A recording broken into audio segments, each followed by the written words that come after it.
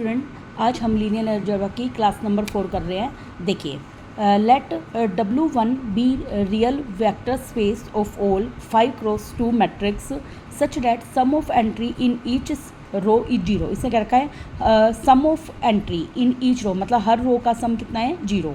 Late W2 एक real vector space है जिसमें 5/2 matrix such that sum of entry in each column क्या है, zero. Then dimension of space W1 intersection W2 की value बतानी है हमें। देखिए भाई, W1 में क्या है, AIJ 5/2 such that sum of row क्या है, जीरो। तो इसमें कितने रो हैं, 5, और इसमें कितने कॉलम है भाई, 2। तो इसका मतलब इसमें W1 के अंदर रो 5 होगी, 1 2 3 4 5, और कॉलम कितने हो गए इसमें, 2। तो ऐसे सम कितना है, जीरो। ऐसे ही अगर मैं देखो, पहली रो क्या है, A1 + B1, तो A1 क्या आ जाएगा, माइनस का B1। इसी तरीके से A2 क्या आ जाएगा, माइनस का B2, A3 - B3, A4 - B4, A5 बराबर -B5। अब हम यहाँ पर देखेंगे W1 के अंदर यहाँ पे बेसिस कितनी बनेगी। देखो, अगर मुझे इसकी वैल्यू पता है तो ये बता सकती हूँ। तो यहाँ पे कितनी रेस्ट्रिक्शन है, 5। कितनी रेस्ट्रिक्शन है, 5। तो नंबर ऑफ बेसिस कितनी बनेंगी, 5। तो यहाँ पे डायमेंशन ऑफ W1 कितने बनेंगे, 5। हो गया। ऐसे ही W2 में कॉलम जीरो, कॉलम कितने हैं हमारे पास, यहाँ पे रो तो 5 है, और सॉरी W2 हमारा था 5/2। हाँ, W2 क्या था हमारा, 5/2 का। तो हमारे पास यहाँ पे रो कितनी है, 5, और कॉलम कितने हैं, 2। रो कितनी है, 5, 1 2 3 4 5। तो यहाँ पे W2 में जैसे इसे क्या है, कॉलम का सम, कॉलम में मतलब A1 + A2 + A3 + A4 + A5 का जोड़ के बराबर था, जीरो। देखो, जैसे A1 + A2 + A3 + A4 + A5 का जोड़ किसके बराबर था, जीरो। अगर मुझे यहाँ से A5 की वैल्यू निकालनी है तो माइनस बाहर, A1 + A2 + A3 + A4। तो मैंने देखा यहाँ पे रेस्ट्रिक्शन कितनी है, ओनली 1, और इधर भी रेस्ट्रिक्शन ओनली कितनी है, 1। तो 1 और 1 कितनी रेस्ट्रिक्शन होगी, 2। और नंबर ऑफ अननोन कितनी है, 5 दूनी 10, 10 में से 2 गया, इसमें डायमेंशन कितनी आ गई, 8। ठीक है। और यहाँ पे रेस्ट्रिक्शन कितनी थी, 5। तो 10 में से 5 गया, 5। मैं ऐसे ही कर देती हूँ, 10 - 5 बराबर 5। तो यहाँ पे लिख देती हूँ number of unknown minus number of restriction, क्योंकि रेस्ट्रिक्शन और अननोन इसमें बराबर थे, इसलिए मैंने डायरेक्ट बता दिया। तो डायमेंशन निकालने के लिए नंबर ऑफ अननोन में से नंबर ऑफ रेस्ट्रिक्शन को माइनस कर लीजिए। तो रेस्ट्रिक्शन यहाँ पे 5 है, तो 10 में से 5 गया, 5 हो गया। अब W1 इंटरसेक्शन ऑफ W2 में क्या कॉमन आएगा, सम ऑफ रो इक्वल है सम ऑफ कॉलम, और दोनों किसके इक्वल है भाई, जीरो के। तो अब देखो, सम ऑफ रो और सम ऑफ कॉलम का जोड़ जीरो कब हो सकता है। देखिए, कॉलम में मतलब A1 A2 A3 A4 minus A1 A2 A3 A4 वाले, और यहाँ पे B की जगह A1 माइनस का A1 माइनस का A2 minus A3 minus A4 ये हम पुट कर देंगे, और ये माइनस की जगह क्या आ जाएगा, प्लस का। तो हमने देखा, देखो सम भी रो में भी जीरो है और कॉलम वाइज भी क्या है, जीरो। तो यहाँ पर कितनी रेस्ट्रिक्शन, कितने हैं यहाँ पे एलिमेंट 5/2 के अंदर, जैसे हमें इनका इंटरसेक्शन निकालना है। तो यहाँ पर कितनी है, 1 2 3 4, मतलब लीनियरली इंडिपेंडेंट कितने हैं यहाँ पे, 4। बाकी तो ये डिपेंड कर रहे हैं, है ना। तो यहाँ पे कितने हैं, यहाँ पर 4। ओके। नेक्स्ट हमारा क्वेश्चन देखिए, इसका एक शॉर्टकट फॉर्मूला भी है, ये भी आप इस क्वेश्चन पे लगा सकते थे। Dimension of vector space whose row sum and column sum क्या है, जीरो। तो उसके लिए फॉर्मूला होता है m - 1 × n-1। तो m कितने थे यहाँ पे, 5 - 1 × 2 - 1। तो याद रखना, इसका एक फॉर्मूला होता है जब हमें डायमेंशन निकालनी हो जिसमें रो सम और कॉलम सम क्या हो, जीरो। ठीक है। तो इसका फॉर्मूला होता है m - 1 × n-1। नेक्स्ट हमारा क्वेश्चन है, V1 V2 V3 linearly independent set of vectors है किसी वेक्टर स्पेस के अंदर over R, then which one of the following linearly independent है। देखिए, V1 V2 V3 and this one. तो देखो, हम क्या करेंगे, V1 V2 V3 लिख देंगे। देखो, इस तरह के क्वेश्चन हम पहले भी कर चुके हैं। 1 1 1 इनके कोएफिशिएंट लिखे, इसमें 2, इसमें 1 और इसमें 3। ठीक है। इसी तरीके से 5 और 4 और V3 नहीं है तो 0, ये लिख दिया। अब हमने देखा, देखिए इसका हम डिटरमिनेंट भी निकाल सकते हैं। अगर डिटरमिनेंट नॉन जीरो है तो क्या हो जाएगा, लीनियरली इंडिपेंडेंट। और दूसरा, इसमें देखो हमारी इक्वेशन कितनी बनेगी, 3, और नंबर ऑफ अननोन भी कितने हैं इसमें, 3। तो दोनों बराबर है, इससे ये क्या आ जाएगा, लीनियरली इंडिपेंडेंट। नेक्स्ट अपना 1 2 3 ऐसे 3 दे रखे हैं, और देखिए इसको A1 A + B + C के रूप में भी लिख सकते हैं। अब यहाँ पे V1 के कोफिशिएंट को कॉमन ले लो, A V1 का है माइनस का C, है ना। ऐसे ही V2 की कोफिशिएंट कॉमन ले लेंगे, माइनस का A और प्लस का B। ऐसे ही V3 हमने देखा कि इन सब का सम 0 है, तो सबको अलग अलग 0 के बराबर रखेंगे, तो ABC तीनों के आगे 0, तो इसका मतलब ये भी क्या है, लीनियरली इंडिपेंडेंट। ऐसे ही हम आगे भी चेक कर सकते हैं, ठीक है। तो ये सब आपको चेक करना है खुद। नेक्स्ट देखिए हमारा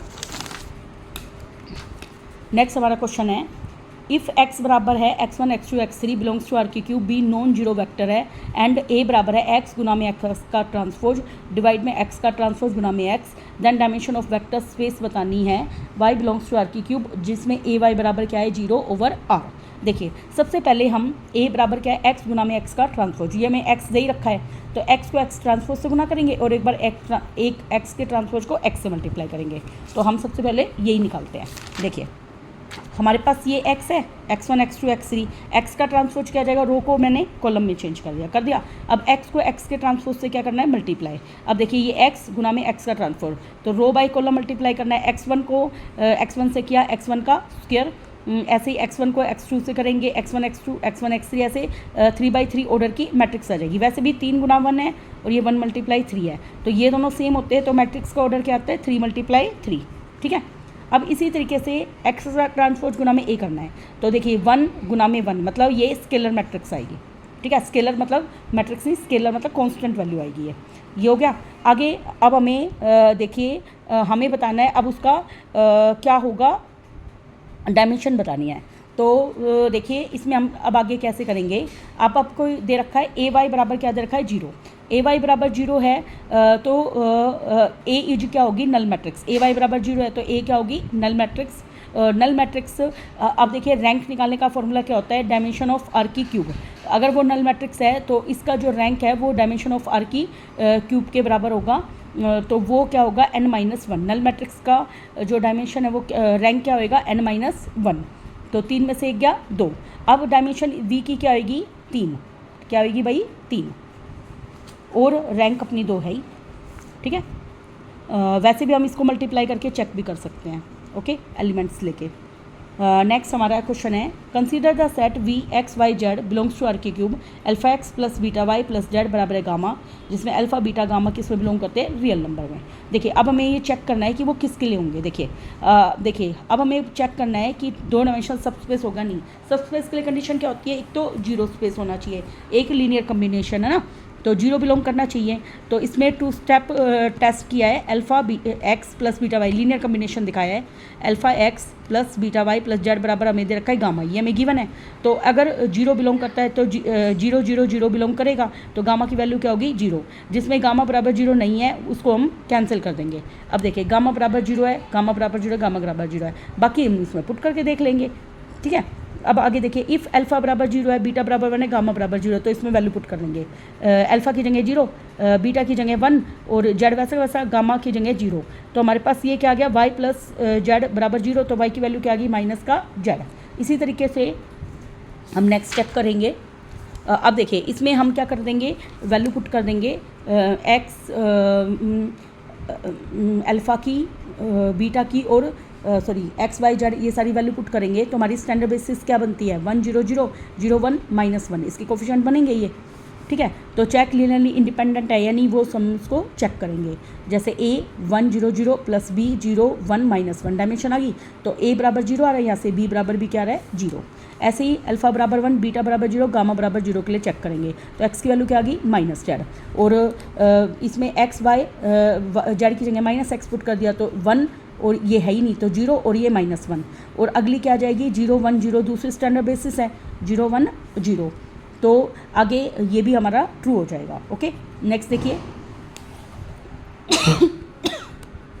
नेक्स्ट हमारा question, if the set x -1 minus x 0 0 x -1 x 1 1 1 -1 और 0 इज लीनियरली डिपेंडेंट है in vector space of whole 2x2 matrix with entry, then x की वैल्यू हमें फाइंड आउट करनी है। देखो ये लीनियरली डिपेंडेंट है, लीनियर कम्बिनेशन में लिखेंगे इसको, a1 पहला प्लस a2 दूसरा प्लस a3 तीसरा, वो बराबर क्या होगा 0। अब गुना कर देंगे a1x माइनस a1x माइनस का a1 0, ऐसे ही 0 माइनस A2x ऐसे ही अगला मल्टीप्लाई करेंगे A3 माइनस A3 और 0। अब हम इनको ऐड कर देंगे, ऐड किया। अब हम यहाँ से फर्स्ट को 0 के बराबर रखेंगे, तो इसी तरह सेकंड को, थर्ड को, फोर्थ को, तो यहाँ से A2 की तो वैल्यू क्या आ जाएगी 0, A2 की वैल्यू 0 पुट कर देंगे, ठीक है। फिर उस तरीके से A1 प्लस A1 बराबर A3 आ गया।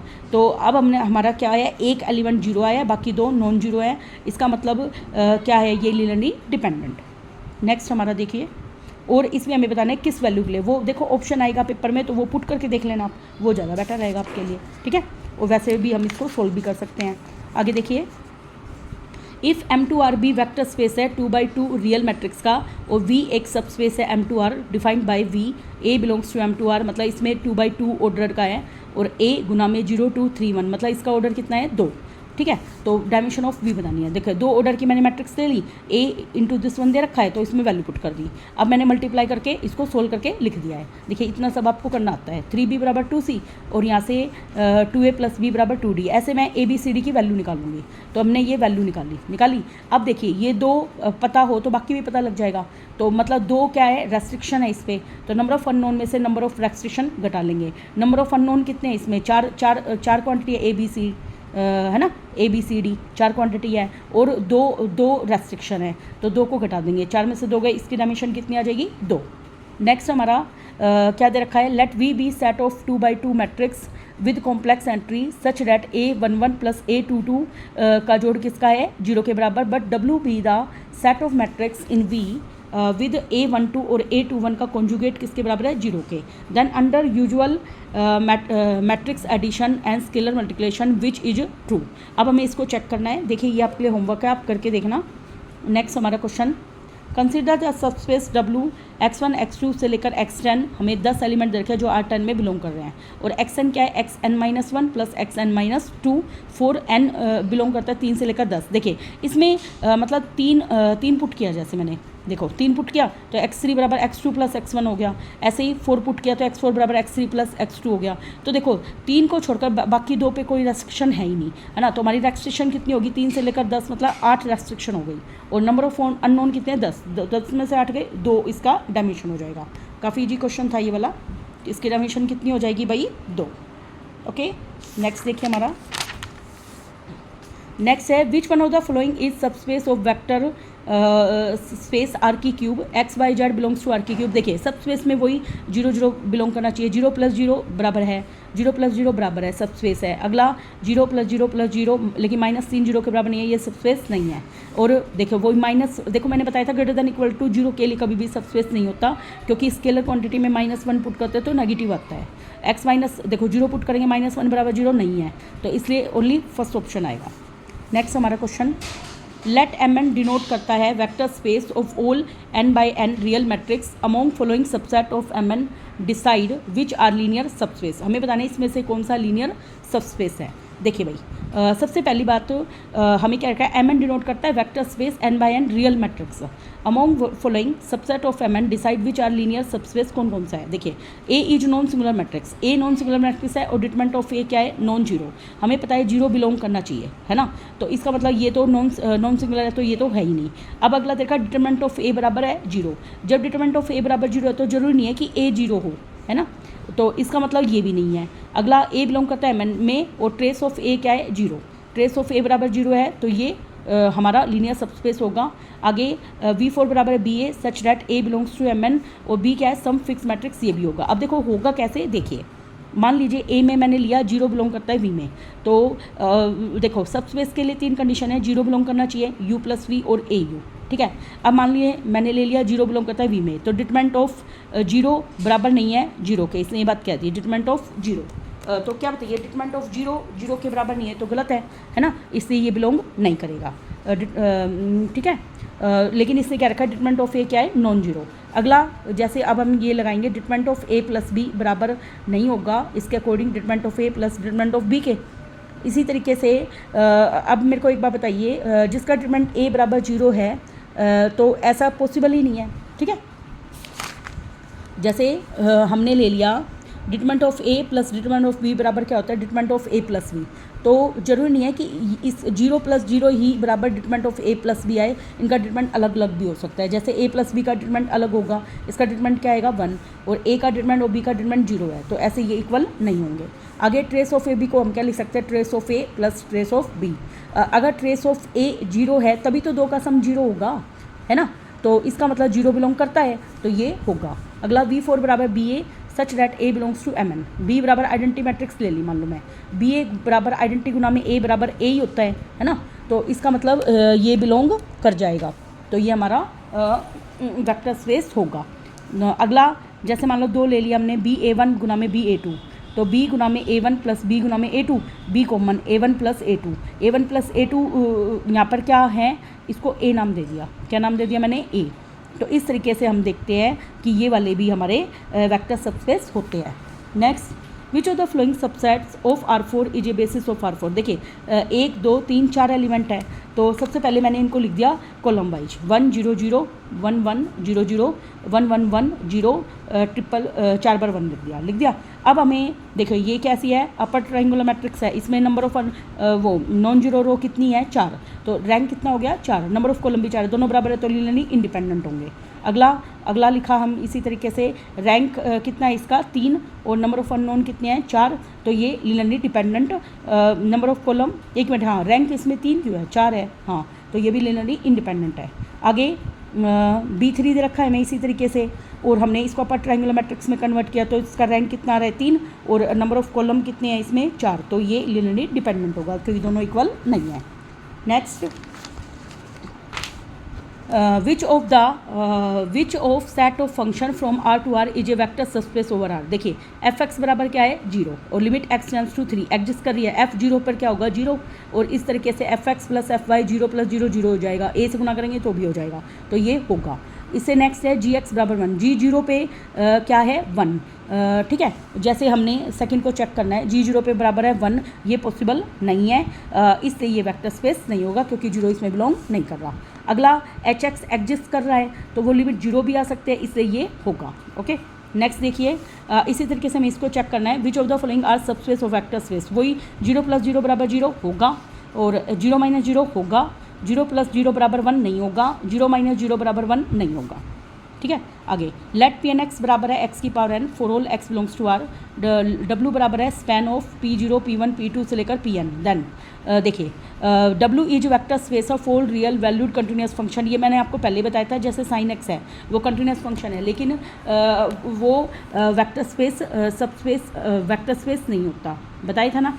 इसी तरीके से W इज सबस्पेस है all real valued continuous function का ऑन R, ये भी मैंने वही बताया था आपको, ये भी नहीं है, लेकिन पोलिनोमियल होता है, पोलिनोमियल सारे कंटिन्यूस होते हैं, इसलिए पोलिनोमियल पे होगा। ट्रिग्नोमेट्रिक फंक्शन का होगा ही नहीं, ये बात बता दी थी पहले ही, ठीक है, ये हम पहले भी कर चुके हैं। नेक्स्ट हमारा देखिए, नेक्स्ट हमें दे रखा है Pn(x) बराबर है x की पावर n। देखो इसके हमें पता है जो पोलिनोमियल वो स्टैंडर्ड बेसिस होते हैं 1 से लेकर x की पावर n होते हैं, सारे के सारे क्या है कंटिन्यूस फंक्शन, क्योंकि पोलिनोमियल कंटिन्यूस होता है, ठीक है। ऐसे ही जैसे मैं उसका प्रूफ करके दिखा रही हूँ आपको, जो पीछे क्वेश्चन किया था e की पावर x, वो हमें पता है वो रियल वैल्यूड कंटिन्यूस फंक्शन होता है, लेकिन e की पावर x को जब मैं एक्सपेंड करती हूँ तो क्या आता है 1 + x + x² 2 का फैक्टोरियल, x³ 3 का फैक्टोरियल से लेकर अप टू सोन, ऐसे चलता रहता है। इसमें कितनी टर्म है इनफाइनाइट, लेकिन हमारे पास ये बेसिस कैसे है पोलिनोमियल के फाइनाइट है, तो दोनों इक्वल नहीं है, इसलिए ये पॉसिबल नहीं है। नेक्स्ट हमारा sin x, इसमें भी इनफाइनाइट नंबर ऑफ टर्म्स है, इसलिए ये भी पॉसिबल नहीं है। अगला क्वेश्चन हमारा 4 arbitrary subspace U V W of finite dimension vector space which of the following hold. देखिए भाई U intersection V + W subset है U intersection V + U intersection W, ये आपके लिए होमवर्क है, इसको आपको करना है। नेक्स्ट हमारा देखिए भाई, नेक्स्ट हमारा क्वेश्चन है let V denotes a vector space over a field F with a basis B में स्टैंडर्ड बेसिस है E1 से लेकर En, लेट x1 से लेकर xn सारे फील्ड में बिलोंग करते हैं, और C बराबर है x1 E1 plus x2 E2 and सोन, इस तरीके से हमें दे रखा है। तो हमें देखना है कि क्या C लीनियरली इंडिपेंडेंट सेट है, और I क्या है, xi क्या है नॉन जीरो, और I क्या है 1 से लेकर n।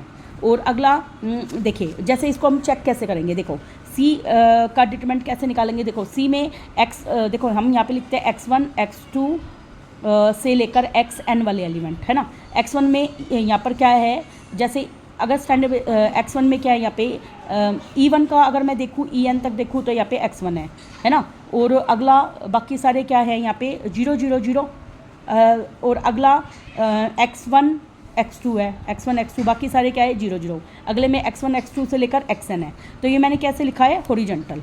अब हमें पता है इसका डिटरमिनेंट जो है वो नॉन जीरो होगा। डिटरमिनेंट क्या होगा नॉन जीरो। तो इससे ये क्या है लीनियरली इंडिपेंडेंट। ओके नेक्स्ट हमारा एक्स आई क्या है नॉन जीरो फॉर और एवरी आई बराबर 1 से लेकर n इम्प्लाइड डैट सी क्या है लीनियरली इंडिपेंडेंट, ये हम कर चुके हैं। और linear span of C implies करता है कि आई इक्वल टू 1 से लेकर n आ जाएंगे, ये भी हम कर चुके हैं और नेक्स्ट भी हो चुका है। देखिए नेक्स्ट क्वेश्चन हमारा लेट v1 से लेकर vn be linearly independent subset है वेक्टर स्पेस v का वेयर n क्या है greater than equal to 4। Set W I J बराबर है V I minus V J. Let W be span है डब्ल्यू आई जे का जिसमें आई और जे 1 से लेकर n है। देन हमें बताना है कि क्या वो उसको स्पैन करता है। देखिए भाई अब इसको हम सोल्व आउट कैसे करेंगे, पीछे देखिए डब्ल्यू में हमारे पास n बाई n क्रॉस की मैट्रिक्स है। अब हमें दे रखा था वी आई माइनस वी जे, जब आई और जे की वैल्यू इक्वल है मतलब वी आई माइनस वी आई क्या हो गया 0। अब अगला है I1 J1 तो 1 1 V1 माइनस V2 फिर V1 माइनस V3 ऐसे करते करते V1 माइनस Vn। तो हमने ये सारे एलिमेंट लिख लिए। अब देखिए डायगोनल मैट्रिक्स की वैल्यू क्या है 0। तो डायमेंशन ऑफ W क्या होगा ऐसे में n माइनस 1, क्योंकि एक रेस्ट्रिक्शन हो जाएगी यहाँ पे। क्या हो जाएगा dimension of W n minus 1। Diagonal element 0 होता तो n माइनस 1 होता है। अब यहाँ पर क्या ये लीनियर स्पैन होगा, यस ये लीनियर स्पैन होगा। तो इसमें हम इसको कर देंगे। नेक्स्ट हमारा है consider the following row vector alpha 1 alpha 2 alpha 3। देखो ये रो वेक्टर है तो हमें क्या देखना है यहाँ पे dimension of vector space spanned by the 3 row vector is. देखिए भाई यहाँ पे सबसे पहले हम चेक करेंगे राइटिंग उनको कॉलम में ही हम इनको लिखेंगे। हमने उन रो वेक्टर को कॉलम में लिख दिया। अब देखा कि नंबर ऑफ नॉन जीरो रो इसमें कितने 6 और नंबर ऑफ कॉलम भी 6 है, इसलिए ये क्या है लीनियरली इंडिपेंडेंट। और जितने इसमें इसलिए डायमेंशन ऑफ वी क्या आ जाएगी लीनियरली इंडिपेंडेंट जितने हैं 6 आ जाएगी। ओके नेक्स्ट देखिए A belongs to M10 C का मतलब कॉम्प्लेक्स नंबर पे ये मैट्रिक्स है। The vector space of 10 by 10 matrix है जिसमें WA द सब स्पेस है M10 C का spanned by the AN such that n greater than equal to क्या है 0।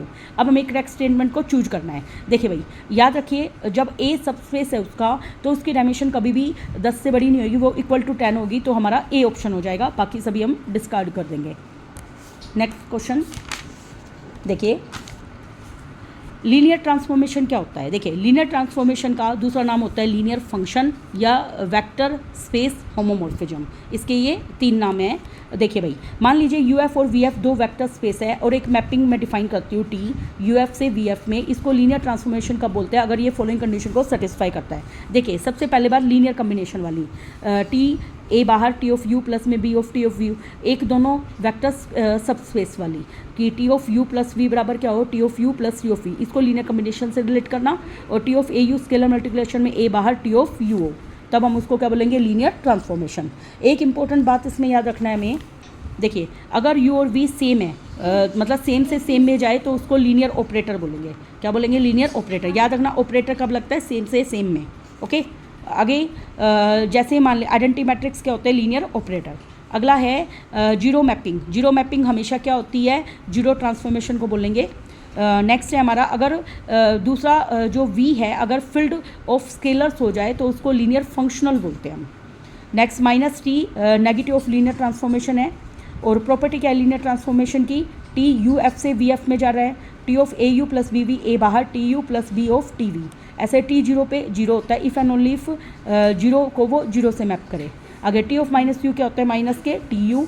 T of U minus V क्या होता है T of U minus T of V। अगला T ऑफ लीनियर कम्बिनेशन में ऐसे हम अलग अलग कर सकते हैं। नेक्स्ट हमारा देखिए लीनियर ट्रांसफॉर्मेशन 1 1 ऑन 2 होते हैं, आपको याद रखना है। आगे इन्वर्टिबल लीनियर ट्रांसफॉर्मेशन क्या होती है जिसको हम इन्वर्ट कर सकते हैं, क्योंकि वो 1 1 ऑन 2 है तो इन्वर्ट भी की जा सकती है। आगे अब हमें कैसे चेक करना है लीनियर ट्रांसफॉर्मेशन है मोस्ट इंपॉर्टेंट टू चेक। देखिए एक तो जीरो ये सब स्पेस की तरह चेक होगी, एक तो जीरो बिलोंग करना चाहिए। एक T of U plus V बराबर क्या होना चाहिए T of U plus T of V, एक स्केलर मल्टीप्लिकेशन वाला। ठीक है जैसे अगला है यू और वी दो वेक्टर सबस्पेस है आर के cube R, then which of the following is linear transformation कौन सा होगा। देखिए T of X Y Z बराबर है एक्स वाई जीरो, तो अब हमें चेक करना है कि होगा या नहीं। देखिए भाई नेक्स्ट, लेट यू और वी दो वेक्टर स्पेस है आर के क्यूब ओवर आर में, then which of the following is linear transformation. देखिए टी एक्स वाई जेड बराबर है एक्स वाई और जीरो। और अगला देखिए हम इसको चेक कैसे करेंगे, सबसे पहले जीरो जीरो चेक करेंगे, यस जीरो जीरो इसमें बिलोंग करता है, एक्स वाई जेड अगर जीरो हो जाए तो है। अब u प्लस वी होना चाहिए, तो T of u plus V X one plus X two Y one plus Y two और जीरो ये इसमें बिलोंग करेगा, तो इसको T of U T of V लिख सकते हैं। ऐसे टी ऑफ ए यू को भी हम इस तरीके से एक्सपेंड कर सकते हैं, तो ये लीनियर ट्रांसफॉर्मेशन है। नेक्स्ट है टी एक्स वाई जेड बराबर है मोड एक्स वाई और जेड। अब देखिए अगर मैं x की वैल्यू -1 ले लेती हूँ, y की वैल्यू -2 ले लेती हूँ, z की जगह -3 ले सकती हूँ, तो देखियो -1 -2 -3, -1 का मोड क्या होता है +1, -2 -3। अब टी ऑफ ए यू बराबर क्या है, T of A X Y Z, A को मैं -2 ले लेती हूँ, तो -2 बार, तो इससे क्या रहा है नेगेटिव, तो मोड वाला कभी भी लीनियर ट्रांसफॉर्मेशन नहीं होता। नेक्स्ट है अपना T X Y Z X plus Y Y plus Z Z, ये भी होगा हमारा। और T X Y Z X plus 1, देखो इसमें जीरो जीरो रखूँगी तो 1 1 0 और 0 आएगा, तो वो नहीं है क्योंकि इसमें जीरो बिलोंग नहीं कर रहा। ऐसे ही इसमें जीरो रखूँगी तो ये हो जाएगा। देखिए अब हम एक बार ये कब नहीं होगा, स्केलर के केस में नहीं होगा, ठीक है। नेक्स्ट हमारा देखिए, वैसे मैंने इसको चेक भी करके दिखा रखा है। देखिए बेटा जैसे फिफ्थ वाला जीरो का स्क्वायर था, जीरो वाला तो हो गया, लेकिन ए को -2 लिखती हूँ, -2 ऑफ टी यू करती हूँ, तो -2 से गुना करने पर -2 4 -6 आता है, लेकिन ए का स्क्वायर कभी नेगेटिव नहीं होता, इसलिए वो नहीं होगा। नेक्स्ट अपना टी एक्स वाई जेड बराबर है X plus Y Y plus Z और जेड। अब देखिए अगर मैं जीरो पुट करती हूँ तो 0 + 0 0, तो इसमें बिलोंग कर गया। मान लीजिए एक्स को पुट कर दूँ 1, वाई को -2 और जेड को 3, ऐसे हम पुट करके देख सकते हैं। तो टी ए को ले लिया -2, तो अब इसमें नेगेटिव पॉजिटिव सारे आ सकते हैं, तो इससे कोई दिक्कत नहीं है, वो लीनियर ट्रांसफॉर्मेशन होगा। अगला है हमारा वेक्टर स्पेस आइसोमॉर्फिज्म क्या होता है। मान लीजिए यू एफ और वी एफ दो वेक्टर स्पेस है विद सेम फील्ड एफ के साथ। देखो वेक्टर स्पेस आइसो का मतलब सेम, याद रखना इनका फील्ड सेम होगा, ठीक है। इसको वेक्टर स्पेस आइसोमॉर्फिज्म कब बोलते हैं, अगर उसकी लीनियर ट्रांसफॉर्मेशन क्या हो 1 1 और ऑन 2 हो। नेक्स्ट देखिए आगे याद रखना आइसोमॉर्फिज्म में सेम फील्ड चलता है। याद रखना इक्वलिटी, दो लीनियर ट्रांसफॉर्मेशन इक्वल कब होती है, जब T1 of you same function पे T2 ऑफ यू दोनों वेक्टर सेम पर वो बराबर हों। Next null space of linear transformation क्या होती है, null trace of linear transformation क्या होती है, वो लीनियर ट्रांसफॉर्मेशन जो जीरो को डिफाइन करे उसको कर्नल स्पेस भी बोलते हैं, जो जीरो पे मैप हो जाए। नेक्स्ट है अपना नल स्पेस इज हमेशा सब स्पेस होता है डोमेन स्पेस का, ये हमें याद रखना है। नल स्पेस हमेशा सब स्पेस होता है किसका, डोमेन स्पेस का। और रेंज स्पेस लीनियर ट्रांसफॉर्मेशन होती है, याद रखना रेंज स्पेस हमेशा लीनियर ट्रांसफॉर्मेशन होती है। और रेंज स्पेस को कैसे रिप्रेजेंट करते हैं, टी यू बराबर V. Next dimension of range space के डायमेंशन बराबर होते हैं रैंक के। डायमेंशन ऑफ रेंज देखो आर से रेंज आर से रैंक, ऐसे आप इसको याद रखना। नेक्स्ट हमारा टॉपिक देखिए, मान लीजिए टी ट्रांसफॉर्मेशन है यू एफ से वी एफ में सेम फील्ड जा रही है और ये फाइनाइट डायमेंशन वेक्टर स्पेस है, then range space of T is also finite dimension subspace होगी किसका, वी एफ का। और आर टी जो रेंज स्पेस है वो स्पैन करेगा फाइनाइट नंबर ऑफ एलिमेंट के द्वारा। नेक्स्ट है मान लीजिए टी ट्रांसफॉर्मेशन जा रही है वी से वी के अंदर, कैसे जा रही है, वी से वी के अंदर, वो लीनियर ऑपरेटर है, क्या है ये लीनियर ऑपरेटर क्या होता है, जो सेम से सेम में जाए on V F, then the following are equivalent. याद रखना लीनियर ऑपरेटर के लिए क्या इक्विवेलेंट होता है, रेंज स्पेस और नल स्पेस में कुछ भी कॉमन नहीं होता है, क्या कॉमन होता है, जीरो, ठीक है, कुछ भी कॉमन नहीं होता, वो क्या होता है, जीरो लीनियर ऑपरेटर के लिए।